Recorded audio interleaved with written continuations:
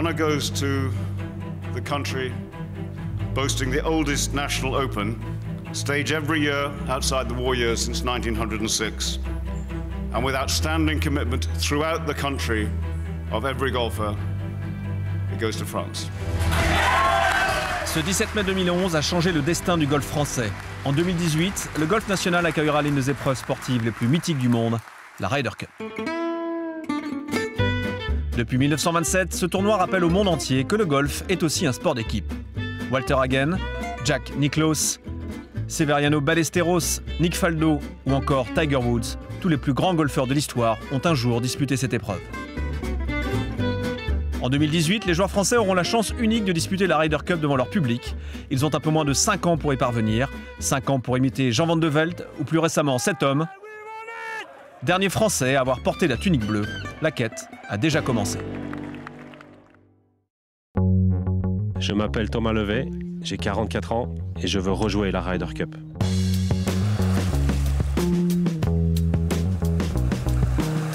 Nous sommes en plein mois de mai, la période idéale pour débusquer le Thomas Levet dans son repère, en Floride. C'est là qu'il s'est installé depuis presque 10 ans.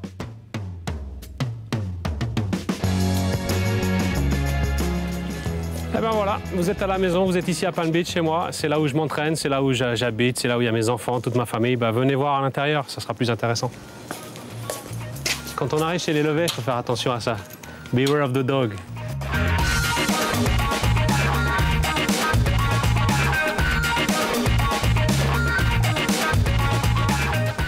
C'est ma petite, c'est Charlotte. Charlotte qui a 14 ans, c'est ça, hein? Non, 8 ans. Cette somptueuse maison, nichée dans un petit paradis, symbolise la réussite du plus beau palmarès français. Une réussite inespérée. Au début de la carrière, j'étais très loin de m'imaginer que j'allais pouvoir m'offrir une maison comme ça en Floride. C'est vrai que c'était un peu un rêve au départ. Parce que, vous savez, moi, la carrière, je l'ai fait en... le kayak, pour ça, c'est bien, je l'ai fait en ramant un peu toute ma carrière. Tu commences doucement et tu passes tes étapes. Et puis, quand tu te retrouves à faire la Ryder Cup, là, tu rêves éveillé, quoi. C'est un truc de fou. Thomas Levet est le seul joueur français à avoir jamais gagné la Ryder Cup. Une expérience qui l'a marqué à jamais. Ça te change la vie. À chaque fois que je la vois, à chaque fois que j'y pense, à chaque fois que je vois la coupe à la maison, je repense à ces journées-là, je repense à ces journées où l'équipe est à 2000 à l'heure, que tout le monde pédale à fond et puis on ne s'arrête pas jusqu'au dimanche soir, jusqu'à ce que la coupe elle soit dans la poche. Eh ouais, elle est belle celle-là. Alors tous les gars qui viennent à la maison, ils la prennent parce que ça porte chance en fait. Freiné par une série de blessures, Levet est encore loin du niveau qui lui avait permis de disputer la Ryder Cup. C'est pourquoi tous les jours, sans relâche, il part à la chasse au birdie. Ouais, ça y est, on est parti.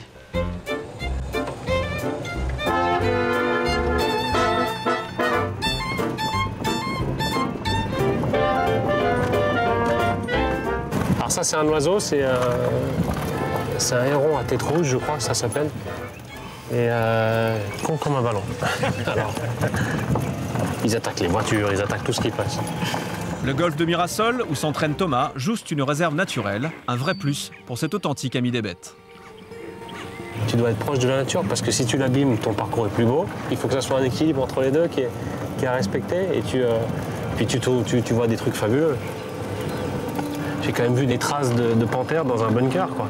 C'est rare de voir ça en Europe, on voit jamais ça.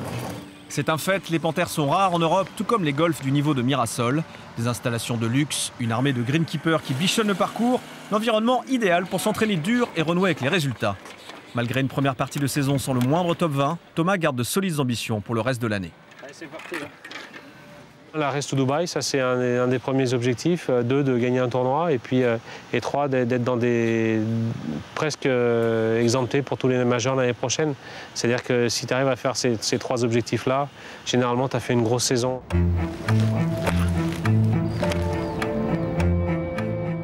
Optimiste forcené, Thomas Levet est un exemple à suivre pour la jeune génération. Il est temps de passer le témoin.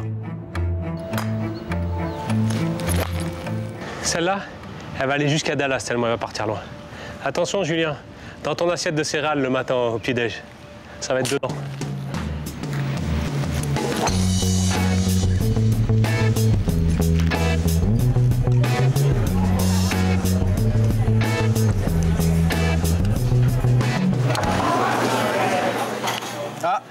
Un message de Thomas de Floride.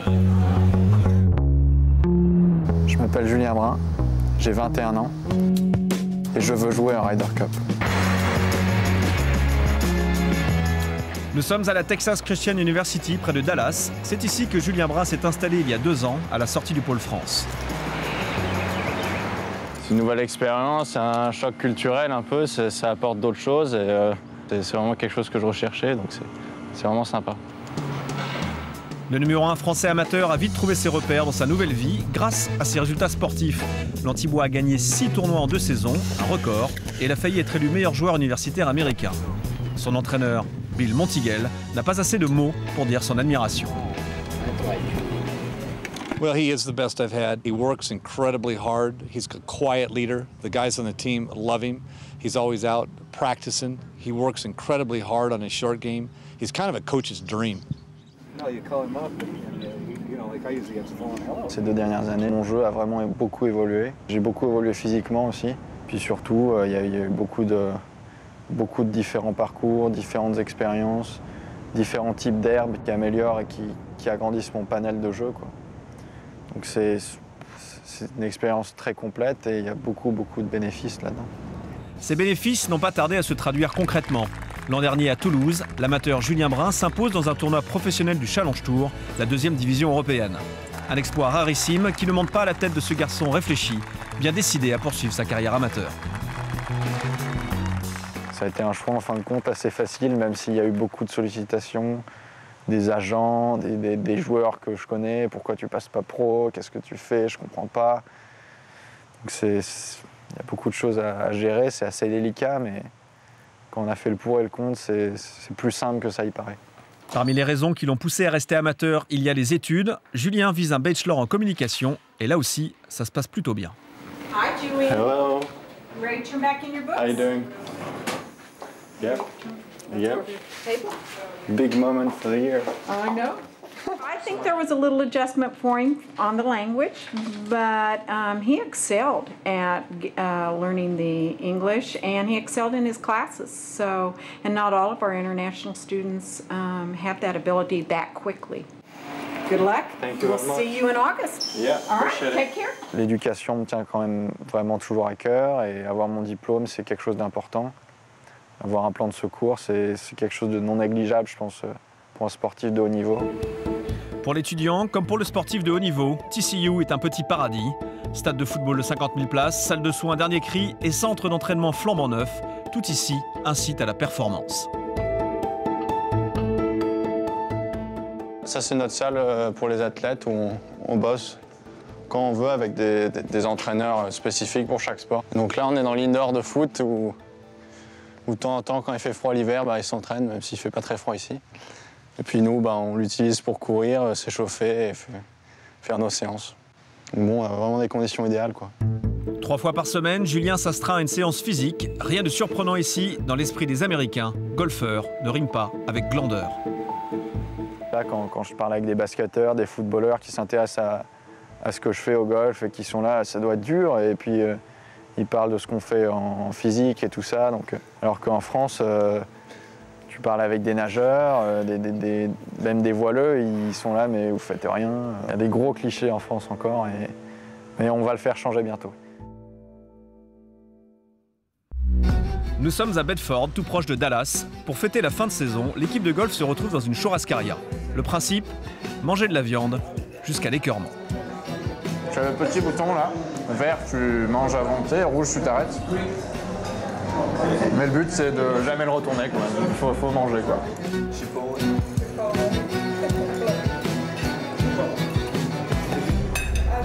Il y a de super individualités, il n'y a pas vraiment quelqu'un qui est au-dessus du lot, qui parle plus ou qui est tout le temps de mauvaise humeur ou quelqu'un qui est dur à vivre avec, quoi. Vraiment de bonnes individualités, c'est un groupe sympa.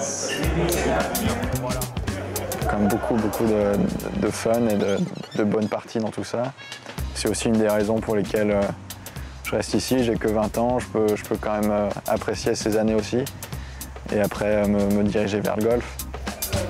L'année universitaire s'achève, mais la saison des golfeurs, elle, ne s'arrête jamais. 3 semaines plus tard, Julien sera en Angleterre pour disputer le British Amateur.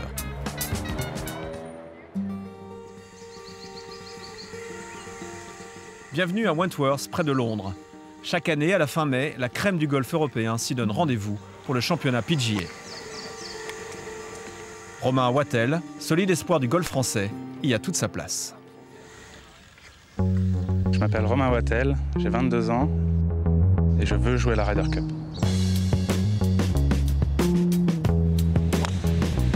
Tout comme Julien Brun, Romain Wattel a très tôt frappé les esprits. En 2010, le jeune amateur s'impose dans un tournoi professionnel à Strasbourg. Puis il fait le choix de passer pro à seulement 19 ans. Un enchaînement logique pour ce passionné qui vit, respire et pense golf depuis ses 10 ans. J'aime tout dans ce jeu. Il faut être vraiment humble, il faut beaucoup travailler, il faut être calme. C'est vraiment un jeu stratégique et en même temps où il faut être assez complet mentalement, physiquement. En plus, c'est une belle leçon de vie parce qu'il faut vraiment rester humble. Si à chaque fois on pense qu'on est arrivé, c'est là qu'on prend les plus grosses claques. Donc justement, il faut à chaque fois sans cesse se remettre en question et repartir à l'entraînement. Romain Wattel vit seulement sa 3e saison parmi l'élite européenne, avec des résultats plus qu'honorables. Sa trajectoire est fluide, sans accroc, et pourtant à seulement 22 ans, il appuie sur la touche pause pour mieux repartir. Après mes 3 premières années pro, j'ai senti que je commençais un peu à stagner, qu'il fallait que j'améliore pas mal de choses dans mon swing pour vraiment passer un cap et passer à un niveau supérieur. À Wentworth, Romain n'a pas passé le cut, l'occasion de travailler ses gammes au practice avec son entraîneur, Olivier L'Église. Très bien. Romain est très ambitieux, il a une vision à long terme. Il veut faire partie des tout meilleurs joueurs du monde, remporter les plus gros tournois mondiaux. Et il sent qu'aujourd'hui, il a besoin de faire une pause, cette année particulièrement, par rapport à la compétition, pour davantage privilégier le travail de fond. OK. Donc on reprend là où on en était hier soir. OK. Alors le grip. Donc croisé ferme, le haut du corps relâché. Voilà la posture hyper dynamique, le dos ici et les jambes. La tête droite et haute. Ensuite, le principe, voilà, c'est que tu te serves du club en ouvrant la face et en creusant le poignet gauche. Tu cherches à donner de la vitesse avec le club. Pour ça, tu vas utiliser bras, main, club et non pas de la force avec le corps. J'essaie de tirer le plus longtemps possible. Tu tires. De toute façon, le retard, tu le crées au backswing. OK. C'est excellent, Romain. Il est en train de faire d'énormes progrès techniques. Son swing, maintenant, est proche des tout meilleurs swings. Voilà, donc simplement, à partir de ce travail qui va être terminé, on va pouvoir travailler davantage sur la performance, c'est-à-dire travailler sur la balle, sur la trajectoire de balle, avec tous les fers, maîtriser tous les effets, toutes les hauteurs de balle, pour qu'il puisse être vraiment compétiteur. 4 mois depuis les grands travaux, et déjà, les premiers effets se font sentir. Romain Wattel signe une très belle 4e place en Corée, et plus récemment, une 3e place à l'Open d'Autriche. Pour autant, les résultats ne sont pas une obsession. Le maître mot sera plutôt patience. On n'arrive pas à maturité à 20 ans ou 25 ans comme dans beaucoup de sports. La maturité golfique, elle est vers 30 ans, entre 30 et 40 ans on va dire. Donc il y a encore beaucoup de route devant moi. Et puis dans tous les cas, je ne peux pas forcer non plus le destin. Donc j'essaye de faire de mon mieux à chaque fois. Et si ça arrive, c'est que ça devait arriver. Et voilà, j'essaye d'être un peu pragmatique entre guillemets. Je m'appelle Grégory Avray, j'ai 36 ans et je veux jouer la Ryder Cup.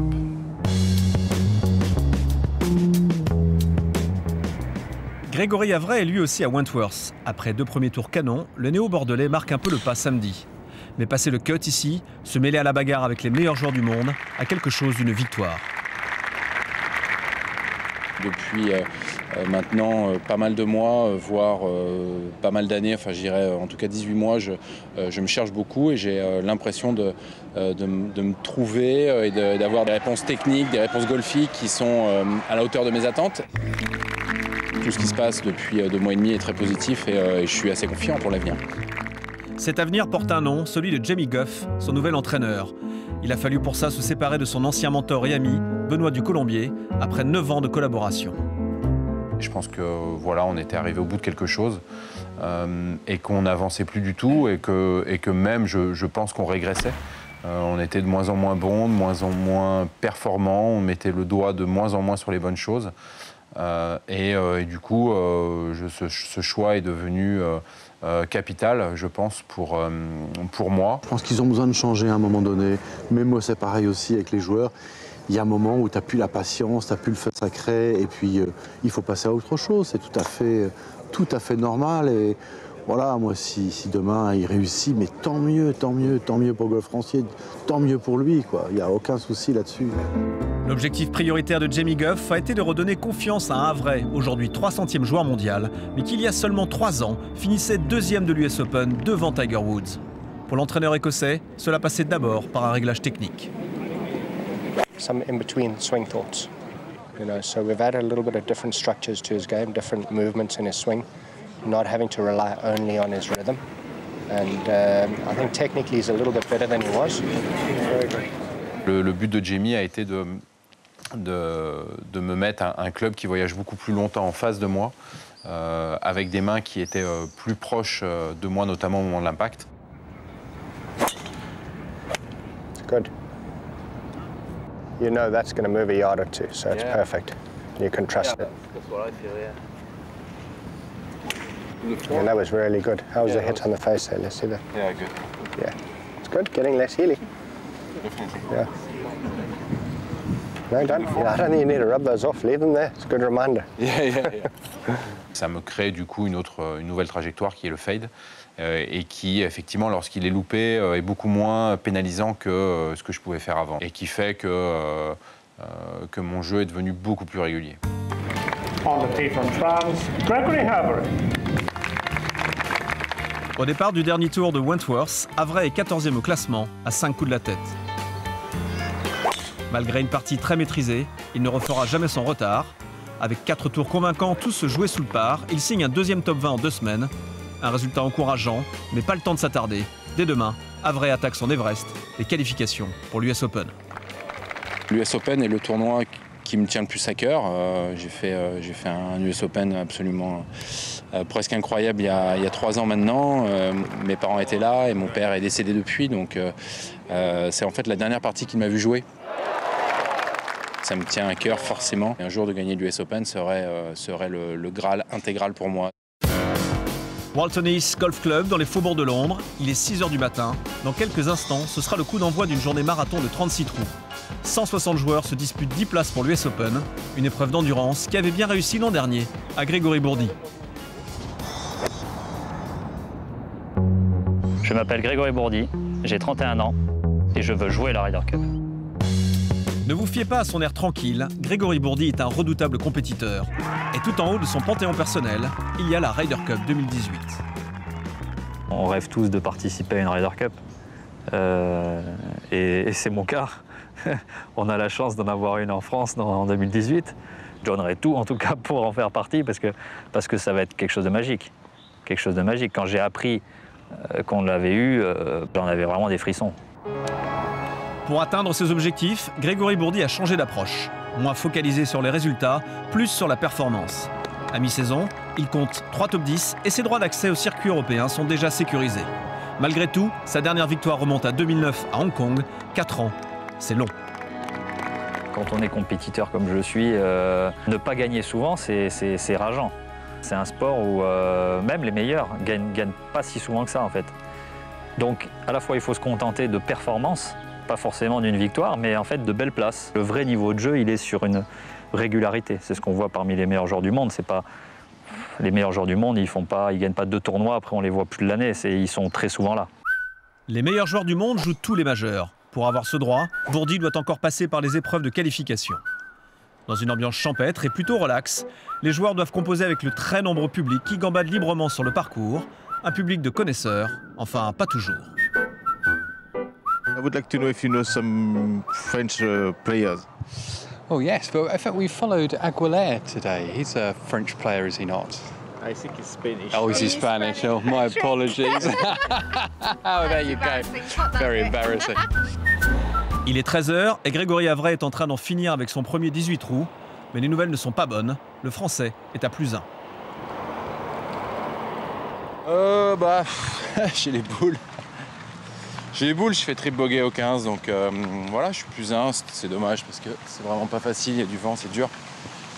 Et je faisais une belle journée. Et voilà, j'ai fait un trip bogey qui annule probablement quasiment toutes les chances que j'ai de me qualifier. Donc il va falloir que je fasse un gros tour tout à l'heure si je veux espérer quoi que ce soit. Voilà, c'est dommage.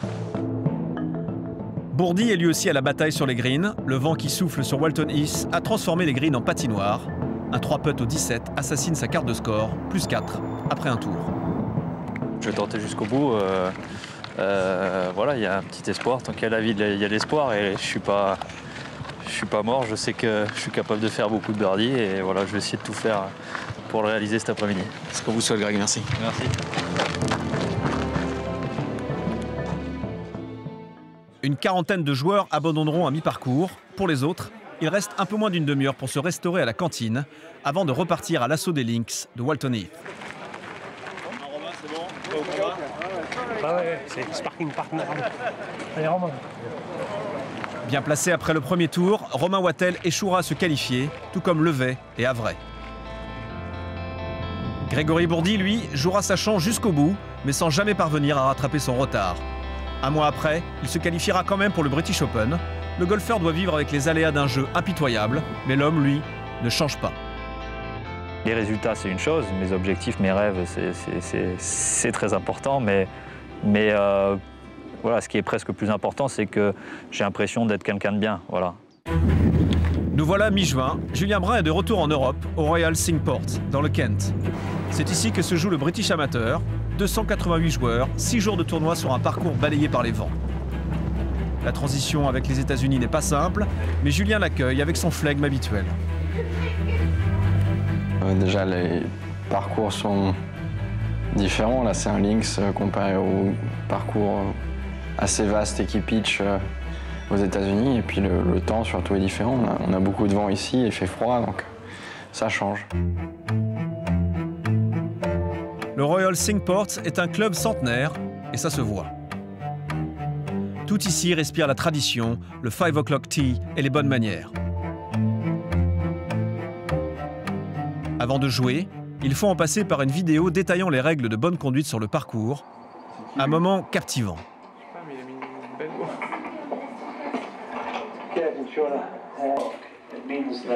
Ceux qui survivent à l'épreuve, comme Julien, peuvent maintenant s'attaquer au British Amateur.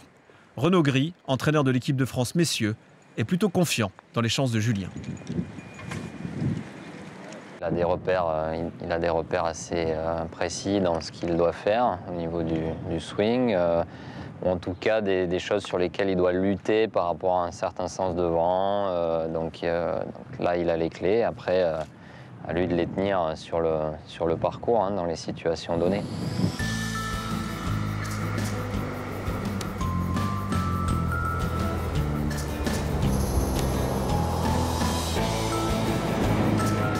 Présent lui aussi, Bill Montiguel a rejoint Renaud Gris sur le parcours. Les deux entraîneurs assistent impuissants au chemin de croix de leur protégé. He's 4 over. Yeah. I think he made three bogey in the rank.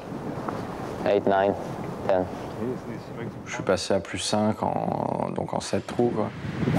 Ça allait vite, quoi. 2-3 bunkers, un 3 putts, un trou difficile vent contre, et tout de suite on prend des coups. Si on joue pas juste et qu'on se retrouve dans les bunkers, à chaque fois on perd un coup.